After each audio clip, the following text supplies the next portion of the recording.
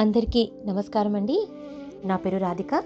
ముందుగా అందరికీ విద్యల రాణి, చదువుల తల్లి, వీణాపాణి, శారదామాత, సరస్వతీదేవి అమ్మవారి పుట్టినరోజు సందర్భంగా అందరికీ కూడాను ముందుగా వసంత పంచమి శుభాకాంక్షలు.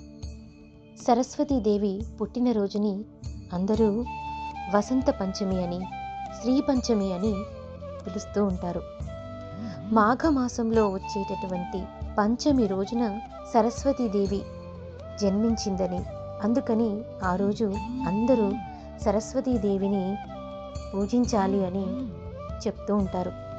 అలా అని మిగతా రోజుల్లో పూజించొద్దు అని కాదు, మాఘమాసంలో వచ్చేటటువంటి పంచమి రోజున సరస్వతీదేవి జన్మించింది.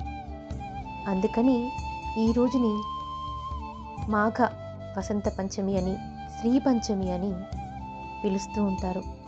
సర్వ విద్యలకు ఆధారము ఆ వాగ్దేవే. అందుకని అందరూ చిన్న పెద్ద తేడా లేకుండా అందరూ ఈరోజు సరస్వతీదేవిని ఆరాధిస్తారు. అంతేకాకుండా పుస్తకాలు, పెన్నులు అమ్మవారి దగ్గర పెట్టి ఈ రోజున పూజ చేసి ఆరాధిస్తారు. సంగీతము, నృత్యము, సాహిత్యాలకి కూడా సరస్వతీదేవియే మూలం. కనుక ఈ తల్లిని నృత్యకీలి విలాసాలతో కూడా స్తుతిస్తారు. ఈ శ్రీ పంచమిని వసంత పంచమి అని, మదన పంచమి అని కూడా పిలుస్తూ ఉంటారు.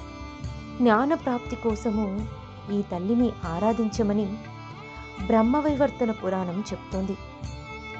ఈ వసంత పంచమి నాడు ఎవరైతే సరస్వతీదేవిని ఆరాధిస్తారో వారందరికీ కూడా చక్కటి జ్ఞానము, విద్య, బుద్ధి లభిస్తుంది అని చెప్తారు.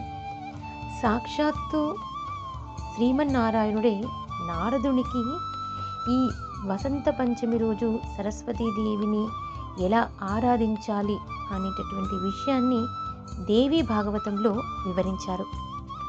మాఘమాసం శిశిర ఋతువులో వసంతుని స్వాగత చిహ్నంగా ఈ శ్రీ పంచమిని భావిస్తారు.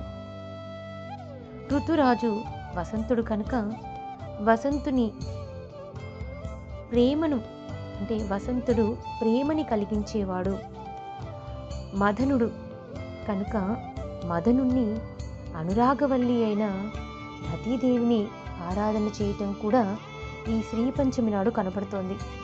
అంటే రతీ మన్మధులని కూడా ఈ శ్రీ పంచమి రోజు ఆరాధిస్తారు. వీరు ముగ్గురిని పూజించడం వల్ల వ్యక్తుల మధ్య ప్రేమాభిమానాలు కలుగుతాయి. దానివల్ల జ్ఞాన ప్రవాహాలు కూడా ఏర్పడతాయి. అమ్మ దగ్గర అక్షరాభ్యాసం చేయిస్తే పిల్లలు జ్ఞానవంతులవుతారు. సరస్వతీదేవి ఆరాధన వల్ల వాక్శుద్ధి కలుగుతుంది. అమ్మ కరుణతో సద్బుద్ధిని పొందుతారు. మేధాశక్తి, ఆలోచన శక్తి కలిగి ప్రతిభ, ధారణ, ప్రజ్ఞ, స్ఫురణ ఇలాంటి శక్తులన్నింటికీ ఆధారము సాక్షాత్తు ఆ శారదా స్వరూపమే. అందుకే ఈ దేవిని శివానుజ అని కూడా పిలుస్తూ ఉంటారు. శరన్నవరాత్రులలో కూడా మూలా నక్షత్రం రోజున సరస్వతీదేవి రూపంలో దుర్గాదేవిని ఆరాధించడం జరుగుతుంది. మాఘమాసంలో పంచమి రోజు సరస్వతీదేవికి ప్రత్యేకమైనటువంటి ఆరాధనలు, విశేషమైనటువంటి పూజలు చేస్తారు.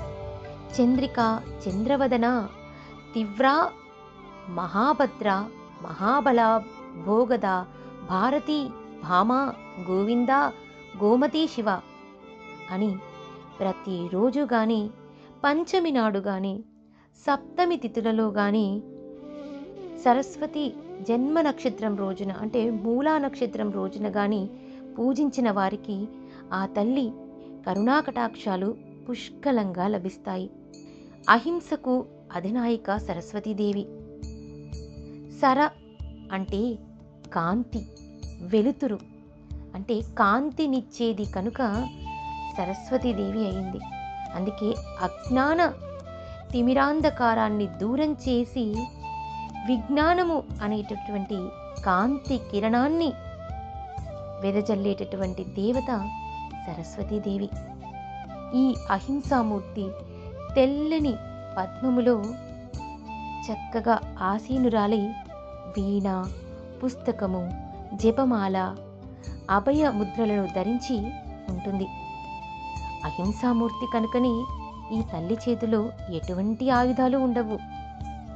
జ్ఞానకాంతిని పొందిన వారికి ఆయుధాల అవసరం ఏమీ ఉండదు కదా. ఈ తల్లిని తెల్లని పువ్వులతోని, శ్వేత వస్త్రములతోటి అంటే తెల్లటి వస్త్రములతోని, శ్రీగంధముతోనూ అలంకరిస్తారు. పచ్చని వస్త్రాలను లేక తెల్లని వస్త్రాలను ధరించి తెల్లని పూలతో అర్చనలు, అభిషేకాలు, పూజలు చేస్తారు. అంతేకాకుండా క్షీరాన్నాన్ని అంటే నేతితో వండినటువంటి పాలు, నెయ్యి పోసి వండినటువంటి క్షీరాన్నాన్ని అమ్మవారికి నైవేద్యంగా పెడతారు. అంతేకాకుండా నారికేలము అంటే కొబ్బరికాయ లోపల ఎలా ఉంటుంది, తెల్లగా ఉంటుంది కదా, అందుకని కొబ్బరికాయను, అరటి పండ్లను, చెరుకును కూడా అమ్మవారికి నివేదన చేస్తారు. ఆ తల్లి చల్లని చూపులతో అపారమైన విజ్ఞాన రాశిని మనమందరము కూడా పొందవచ్చు. వాగేశ్వరి, మహాసరస్వతి, సిద్ధ సరస్వతి, నీల సరస్వతి, ధారణ సరస్వతి, పరాసరస్వతి, బాల సరస్వతి, ఇలా అనేక నామాలు ఉన్నప్పటికీ సామాంపాదు సరస్వతి అని పూజించేవారు ఆ తల్లికి ఎక్కువ ప్రేమపాత్రులవుతారట. ఎవరైతే సరస్వతీదేవిని ఆవాహనాది షోడశోపచారాలతో పూజించి సర్వవేళలా సర్వావస్థల యందు పూజిస్తారో వారి తోడిని సరస్వతీదేవి ఎప్పుడూ ఉంటుంది. వ్యాస వాల్మీకిలు కూడాను అంటే వ్యాస మహర్షి, వాల్మీకి మహర్షి కూడాను ఈ తల్లి అనుగ్రహంతోనే వేద విభజన చేయడము, పురాణాలు, గ్రంథాలు, కావ్యాలు రచించడం జరిగింది అంటారు. పూర్వము అశ్వలాయనుడు, ఆదిశంకరాచార్యులు కూడా ఈ తల్లిని ఆరాధించిన వారే. ఈ తల్లిని ఆరాధించడం వలన ప్రతి మనిషిలో ఉన్నటువంటి అజ్ఞానము దూరమైపోయి జ్ఞానం లభిస్తుంది. కనుక ఈరోజు వసంత పంచమిని పురస్కరించుకొని చిన్న పెద్ద తేడా లేకుండా అందరూ కూడాను ఆ అమ్మవారిని ఆరాధిద్దాము. ధన్యవాదములు.